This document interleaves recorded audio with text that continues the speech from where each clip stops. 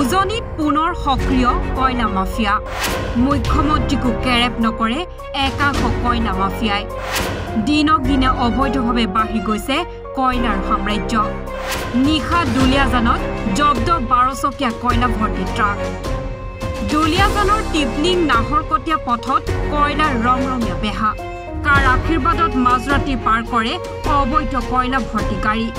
যি সময়ত অসম চৰকাৰে কয়লাৰ খনন কাৰ্য বন্ধ কৰি ৰাখিবলৈ নিৰ্দেশ দিছে ঠিক সেই সময়তে শুকুৰবাৰে নিশা 1:30 এখন নাম্বাৰবিহীন ডাম্পাৰত প্ৰায় 17 টন অবৈধ কয়লা কঢ়িয়াই নিয়াৰ অভিযোগ উত্থাপন হৈছে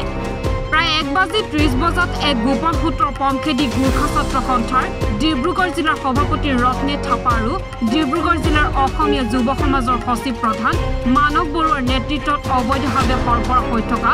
এখন কয়লা ভৰ্তি ডাম্পাৰ আটক কৰিবলৈ সক্ষম হয় ইপিনে ডাম্পাৰখনৰ পিছে পিছে AS01 FN6494 নম্বৰৰ এক্সকৰ্ডৰ দৰে অহা বিমান বৰা ওৰফে কালিয়া দুই সংগঠনৰ মাজত মুখামুখি সংঘৰ্ষ হয় অবৈধ কয়লা কঢ়িয়াই অনা ডাম্পাৰখনৰ চালকজনৰ ভাষ্য অনুসৰি কয়লাখিনি মাৰ্ঘেৰিটাৰ পৰা নাহৰকটীয়াৰ ইটাভাটালৈ নিয়া হৈছিল এতিয়া কথা হ'ল ইটাভাটাসমূহত এনেদৰে অবৈধভাৱে কয়লাৰ ভাটা চলি আছে নেকি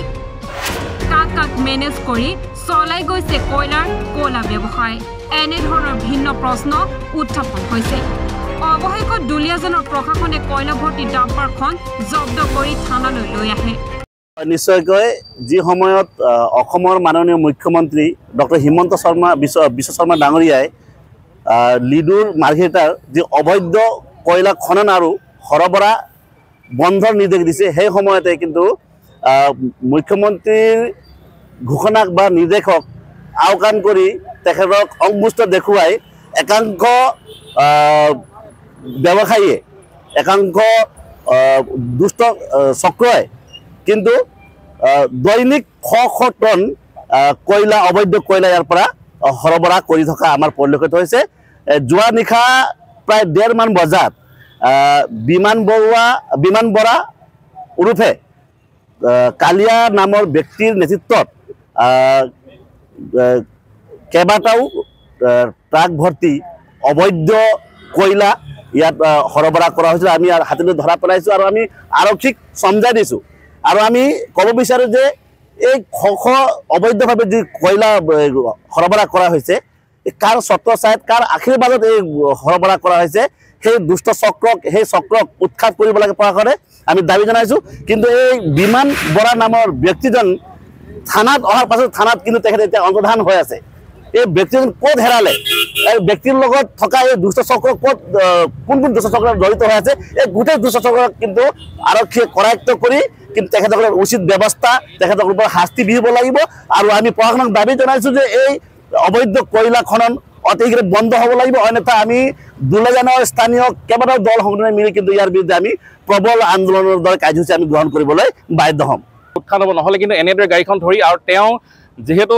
যিজন ব্যক্তি কালি ৰাতি আছিলে বৰা ব্যক্তি তেওঁ কৈছে যদি থানালৈ গাড়ীখন নিয়া হৈ লৈ যাওক আমাৰ কোনো আপত্তি নাই আমি কিন্তু ৰাতিপুৱা গাড়ীখন ওলাই লৈ যাওঁ আৰু তেওঁ যিটো দম্ভলি মাৰি কথা কৈছে তেওঁ এনেকুৱা লাগিছে যে তেওঁৰ পিছপিনে যে বহুত ডাঙৰ হাত এখন আছে সেই হাতখনো আমাক লাগে আৰু যিহেতু আমি এই ৰাইজৰ হৈ কাম কৰিবলৈ ওলাই আহিছোঁ সেইটো কাৰণে আমি প্ৰশাসনক আমি এই দাবী জনাইছোঁ যে এই সম্পূৰ্ণ চক্ৰটো উৎখান নহ'লে যদি উৎখান নহয় তেনে অনাগত দিনত কিন্তু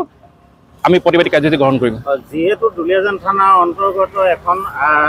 আউটপোষ্ট আছে ভাদৈ আউটপোষ্ট এই ভাদৈ আউটপোষ্টখনৰ বৃহৎ আচলতে আৰক্ষী বাহিনী তাত গিজগিজাই থাকে তাৰ পাছতো সেই আৰক্ষী নাকৰ সন্মুখেদি যিহেতু অবৈধ কয়লা ভৰ্তি তাক তেওঁলোকে পাৰ কৰাই আনিছে এইটো ৰহস্য সোমাই আছে আৰক্ষী ইয়াত কিবা জড়িত ব্যুৰ ৰিপৰ্ট NE Bharat 24